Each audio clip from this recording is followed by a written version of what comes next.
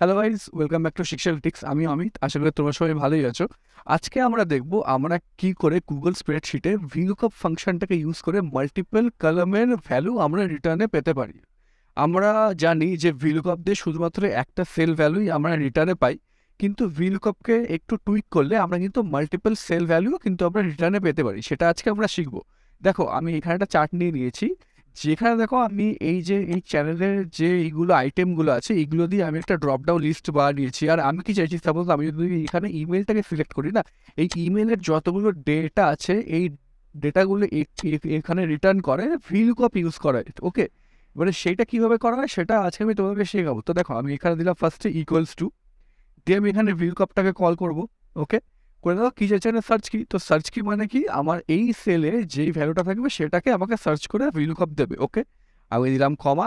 এবার কী চাইছে, রেঞ্জে আমি আমার পুরো এই টেবিলটাকে সিলেক্ট করবো। ওকে, করে আমি দেবো কমা।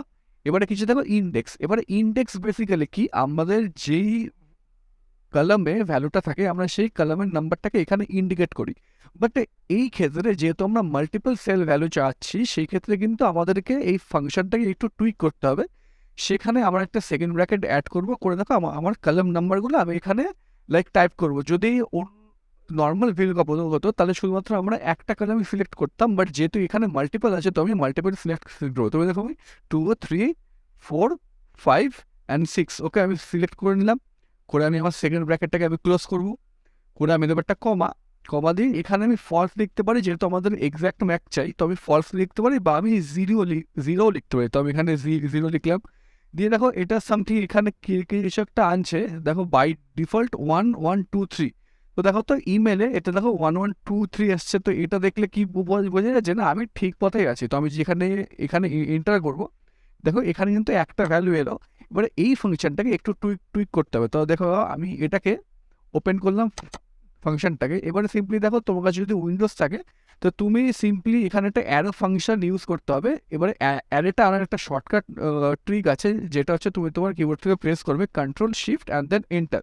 দেখো এই তিনটে কি প্রেস করার পরে অ্যারো ফাংশনটা এখানে অটোমেটিক্যালি আসলো। আমি যে এখানে এন্টার করব, দেখো ও কিন্তু সবগুলো রেজাল্ট কিন্তু নিয়ে নিচ্ছে। ওকে, সেম দেখো আমি যদি এখানে এবারে চেঞ্জ করি, লাইক ডাইরেক্টে করি, দেখো ডাইরেক্টে কিন্তু পুরো ডেটা এখানে VLOOKUP তুলে এনে দিল। ঠিক আছে গাইস, এ দেখো সোশ্যাল, দেখো ওকে রিটার্ন করছে মাল্টিপল ভ্যালু। তাহলে গাইস এটাই ছিল আজকের টপিক। আশা করি আমি তোমাদেরকে শেখাতে পারলাম।